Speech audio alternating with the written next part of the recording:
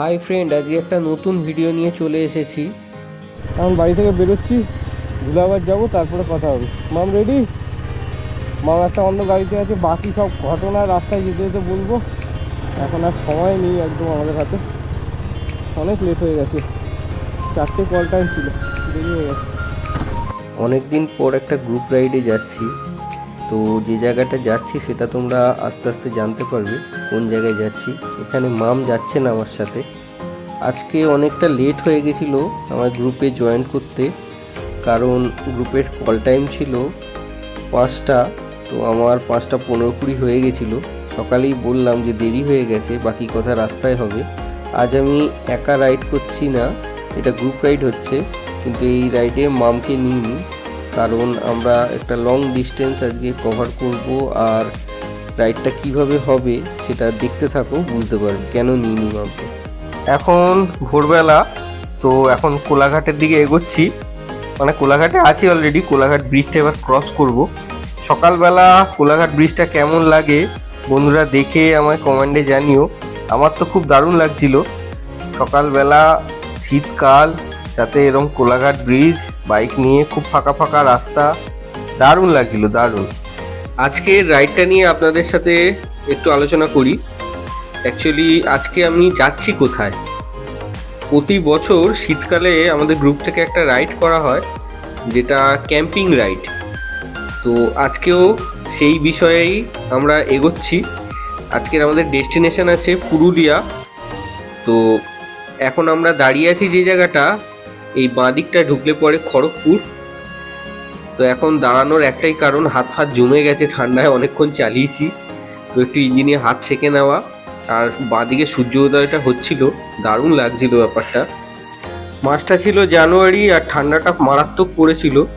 আর ভোরবেলায় বাইক চালানো, সাথে থার্মাল কোনো গ্লাভসও ছিল না, যে কারণে আর কি কাঁপিয়ে দিচ্ছিল পুরো শরীর। আর বাইকটা একটু টানিয়ে দেখছিলাম সব কিছু ঠিকঠাক আছে নাকি, আঞ্জুর পাঞ্জুর ঢিলে হয়ে গেছে, কারণ অনেক দিন সার্ভিসিংও হয়নি। লাস্ট রাইডে গেছিলাম বড় হচ্ছে সিকিম, তারপরে আর কোনো বড় রাইড করিনি বাইক নিয়ে। তো এখন একটুখানি বাইকটা টেনে দেখছি, এরপরে বাইককে সার্ভিসিংয়ে দিতে হবে। আমার 3 নম্বর সার্ভিসিংয়ের টাইম অলরেডি চলে এসেছে। আজকে যদি বলি, টোটাল রাইডের কিলোমিটার ছিল 370+। আর অ্যাকচুয়ালি এতটা হওয়ার কথা নয়, আমরা একটু ঘুরে যাচ্ছিলাম। আমরা ঘাটশিলা হয়ে ঢুকেছিলাম পুরুলিয়া, কারণ একটু সিনিং বিউটি ছিল, আর সবাই বললো একটু ঘুরেই যাই, অনেকদিন পর রাইড হচ্ছে। দেখতেই পাচ্ছ সবাই একসাথে আনন্দের সাথে রাইড করছি। এখানে আবির, মিঠুনদা, শিবাজিদা একসাথে ছিলাম আমরা। এছাড়াও আমাদের গ্রুপে আরও প্রায় 14খানার উপরে বাইক ছিল, যা পেছনে আছে পরপর, এবং 2খানা গাড়ি ছিল। খুব ভাল লাগছিল অনেকদিন পর একসাথে এইভাবে রাইড করতে। মাঝে ব্রেকফাস্ট করলাম আমরা ভিকসান দাবায়। তো সেখানে কোনো ফুটেজ নিইনি আমি, কারণ আমার সাথে আরও ব্লগার যারা রাইড করছে তারা ফুটেজ নিয়েছে, তাই সেই ফুটেজগুলো আর আমি দিলাম না। তো এখানে মিঠুনদা রয়েছে, মিঠুনদার একটা চ্যানেল রয়েছে ড্রিম মোটরস্পোর্ট। তো সেই কারণে আমি আর কোনো ভিডিও দিলাম না। আমি পরে লিঙ্ক দিয়ে দেবো বায়োতে। মিঠুনদার চ্যানেলটাও সবাই সাবস্ক্রাইব করে নিও, আমার চ্যানেলে যারা রয়েছে ওখানেও ভালো বেশ ভিডিও করেছে মিঠুনদা, দেখছিলাম। আমরা অলরেডি হাইওয়ে ছেড়ে ঘাটশিলার রাস্তায় ঢুকে গেছি। দেখে তোমরা বুঝতেই পারছো আস্তে আস্তে রাস্তা ছোটও হয়ে গেছে, আর চারপাশের সিনিং বিউটিটাও চেঞ্জ হয়ে গেছে। অ্যাকচুয়ালি হাইওয়েতে বেশ ভালো রাইড হচ্ছিল, এবার একটু আস্তে চলতে হবে, কারণ বেশ ভালো টার্ন রয়েছে এই রাস্তায়। তবে রাস্তা খুব ভালো ছিল। রাইড মোটামুটি 70-80-100-র মধ্যেই চালাচ্ছিলাম গাড়ি আমরা, কারণ আমাদেরও পৌঁছতেও হবে। আর ব্যাপারটা ছিল, আমরা একদম পাহাড়ের কাছাকাছি আমাদের ক্যাম্প সাইটটা ঠিক করেছিলাম। তো একটু দূর ছিল, মানে মেন রোড থেকে একটু ভেতরের রাস্তাও ছিল, সেগুলো আমরা আস্তে আস্তে যাব, দেখতে পাবে তোমরা। দেখতে থাকো, আশা করি ভাল লাগবে তোমাদের। লাস্ট রাইড আমার শিলিগুড়ি থেকে কলকাতা হয়েছিল। তো প্রচণ্ড খারাপ রাস্তা পেয়েছিলাম সেই টাইমে। আর একা বাইক চালানো আর গ্রুপের সাথে বাইক চালানো দুটোর মধ্যে তফাৎ আছে। দেখতেই পাচ্ছ বন্ধুরা, সাইনবোর্ড এসে গেছে বাঁদিকে পুরুলিয়া 61 কিলোমিটার। আরে রেঞ্জ দেখা যাচ্ছে, কুয়াশা বলে ভালো বোঝা যাচ্ছে না। আর এই আমাদের সব বাইকগুলো দাঁড় করানো হয়েছে। তো এবার আমরা এখান থেকে বেরোবো। এই রাস্তাটা এরকম ন্যারোই পাবো এবারে।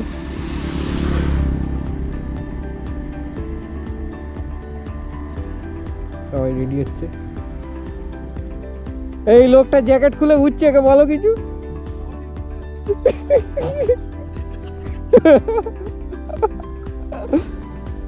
ওই যে ওইখানে কেউ একজন কিছু একটা করছে।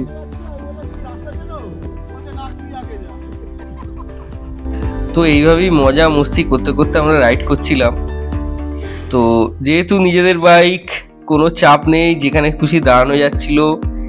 আর অনেক দিন পর সবার সাথে দেখা হয়েছিল। প্রায় 1 বছর পর আমি এই গ্রুপের সাথে রাইড করছি। লাস্ট মনে হয় রাইড করেছিলাম আগের বছর শীতকালে।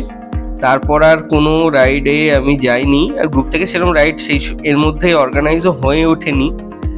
তো বড় রাইড ছাড়া ছোটোখাটো রাইডে যেতে অতটা ভালো লাগে না সত্যি বলতে।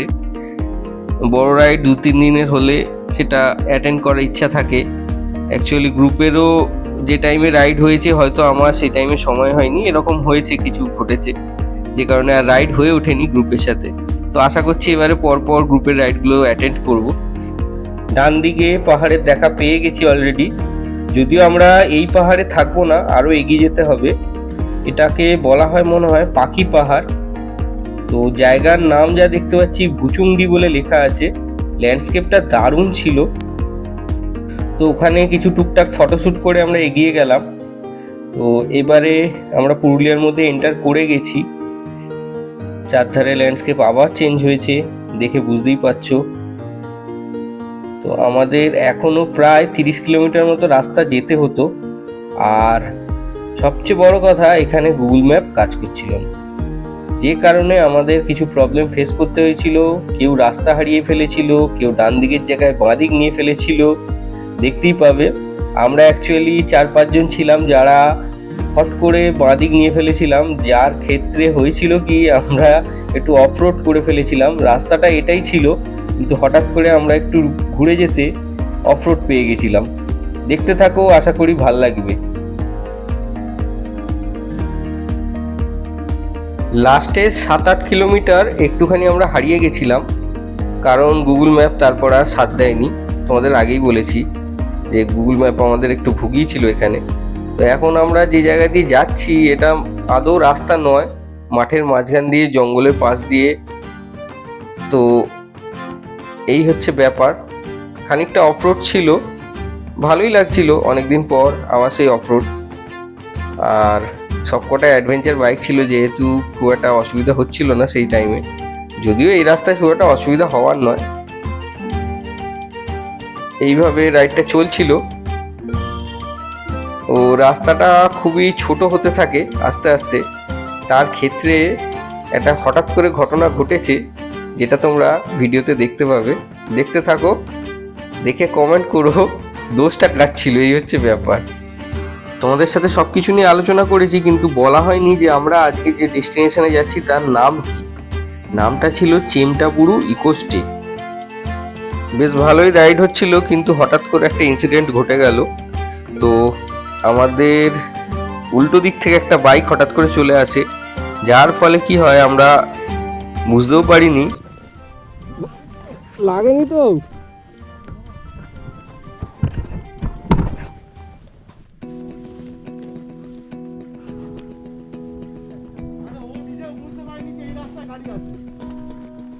ওই রাস্তায় যাওয়ার ভালো রাস্তা আছে?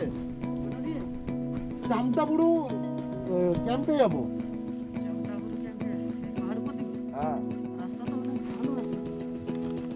কোন দিকে রাস্তা ভালো আছে?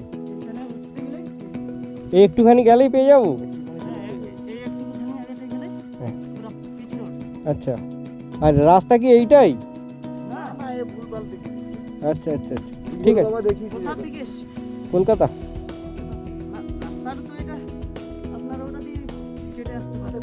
थोड़ी आएगा इसमें यार। না ঠিক না আছে চলো, আমাদের কোনো ব্যাপার না, আমাদের অ্যাডভেঞ্চার করছি চল। আমরা এনজয় করেছিলাম। হ্যাঁ ভালো লাগছে। বেশ ভালো লাগলো। অফরোড এক্সট্রা দেরি করি।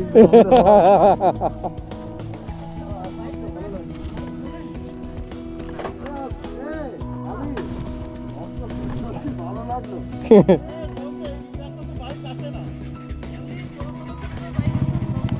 ঠিক আছে আমরা করে নিলাম। চলো চলো চলো, আবির তুই আগে যা। গাড়ি স্টার্ট হচ্ছে তো, লাগেনি তো কোথাও। দাদা পড়ে গেছিল, আর এই দাদাও চলে এসছে, বুঝতে পারিনি, পরপর হয়ে গেছে ব্যাপারটা।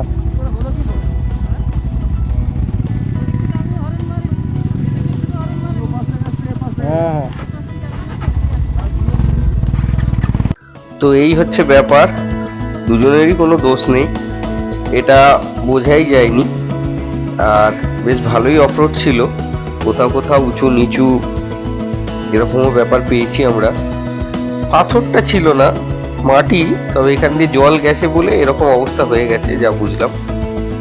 তো আশা করছিলাম আমরা কাছাকাছি আছি, খানিকটা বেরিয়েই ও বলেছিল যেরকম রাস্তা পেয়ে যাব, ঠিক সেরকমই হলো। আমরা খানিকটা বেরিয়ে রাস্তাও পেয়েছিলাম, আর দেখলাম যে উল্টো দিক থেকে আমাদের গ্রুপের অন্য বাইকাররা আসছে। তো বুঝলাম আমরা একটু শর্টকাট মেরেছি, কারণ উল্টো দিক থেকে যারা আসছে তারা অনেকটা ঘুরেই আসছে। এই হচ্ছে ব্যাপার। এই যে সামনে ডান দিকে পাহাড়টা দেখতে পাচ্ছ, এটার নামই চামটাবুরু। তো এখানেই আমরা আজকে স্টে করব, এই পাহাড়ের নিচে। তো দেখতে থাকো আর কি কি ঘটলো। আমার ভিডিওয়ে কিছু কিছু জায়গা ফ্রিজ করা আছে, কারণ সবকটা নাম আমি বলতেও পারিনি, তাই ফ্রিজ করে দিয়েছি। দেখে নিও তোমরা কিভাবে এই চামটাবুরুতে আসবে তোমরা, কারণ জায়গার নাম ফ্রিজ করা একটাই কারণ, তোমরা পরে পড়ে গুগল ম্যাপে দেখে এখানে ট্রাভেল করতে পারবে। তো যাই হোক, আমরা প্রায় ক্যাম্পের কাছাকাছি চলে এসেছিলাম, আর অল্প রাস্তা বাকি ছিল। এখান দিয়ে 4 চাকা যাওয়ার রাস্তা আছে, এই টায়ার মার্ক দেখে বুঝতে পারলাম। তো আমরা এটাই ফলো করলাম। সামনে একখানা ছোট নালা মতো ছিল, ওটা আমাদের পার করতে হবে। এই আমি এখন যাচ্ছি। তো খুব বেশি বড় নয়, ছোট নালা, কিন্তু যদি না বুঝতে পারো, হট করে যদি চলে আসে তাহলে একটু মুশকিল হবে। এই হচ্ছে সমস্যা।